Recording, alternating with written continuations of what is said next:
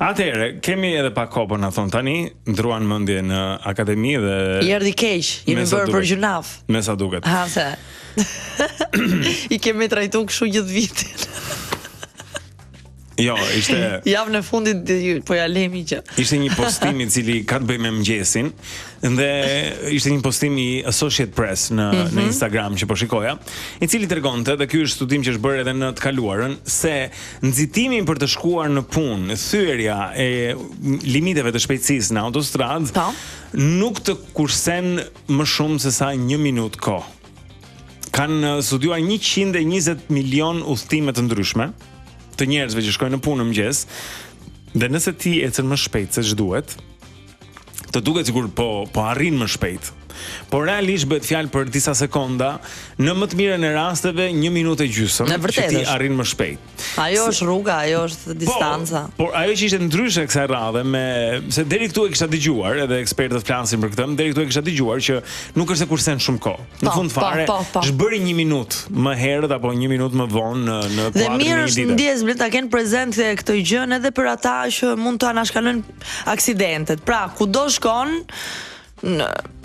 distanca ajo është, shpejtësia ajo është edhe maksimumi 2 minuta mund të. Por ajo që theksonë ta kësaj here është harxhim shumë I madh karburanti.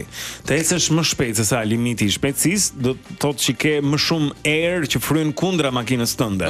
Domethënë sa më lart shpejtësia, aq më shumë harxhon makina. Kjo është diçka që dihet edhe intuitivisht, por harxhimet ishin 20 në Amerikë për shkak të thyerjes së limitit të shpejtësisë për të shkuar më lart, harxhoheshin çdo mëngjes 28 milion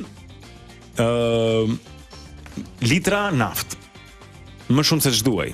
Për të kursuar 1 minutë e gjysmë. Po, 1 minutë e gjysmë. 28 milion litra naftë harxhoheshin çdo mëngjes, që është diçka domethënëse. Sa djeg praktikisht kot.